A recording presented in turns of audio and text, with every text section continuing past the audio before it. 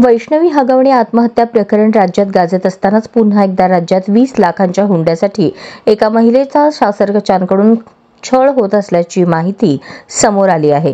या छळाला कंटाळून विवाहितेने आत्महत्येचा प्रयत्न केला। विशेष म्हणजे या प्रकरणात देखील राजेंद्र हगवणे कनेक्शन समोर आलं आहे। सुयश चौधे यांच्या पत्नीने सासरच्या छळाला कंटाळून आत्महत्येचा प्रयत्न केला।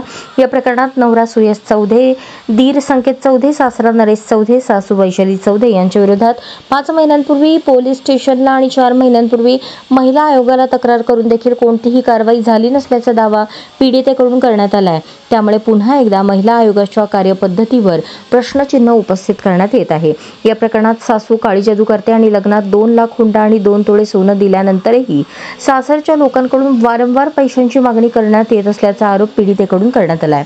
तसेच नवरा सुयश अश्लील व्हिडिओ दाखवून शरीर संबंध ठेवण्यासाठी त्रास द्यायचा। 20 लाख हुंड्याच्या मागणीसाठी सासरच्या लोकांकडून छळवणूक आणि मारहाण करण्यात येत असल्याचा आरोप देखील पीडितेकडून करण्यात आला आहे। तर दुसरीकडे सुयश चौधे विरोधात खडक पोलीस स्टेशनमध्ये बायकोचा छळ व मारहाण केल्याप्रकरणी गुन्हा दाखल करण्यात आला आहे। या प्रकरणात पोलिसांकडून काय कारवाई करण्यात येणार याकडे आता सर्वांचे लक्ष लागून आहे। तर दुसरीकडे या प्रकरणात राजेंद्र हगवणे कनेक्शन देखील समोर आले आहे। माहितीनुसार वैष्णवी हगवणे प्रकरणात राजेंद्र ज्या थार गाडीतून फिरत होता ती थार गाडी पीडितेचा दीर संकेत याची होती अशी माहिती देखील समोर आली आहे।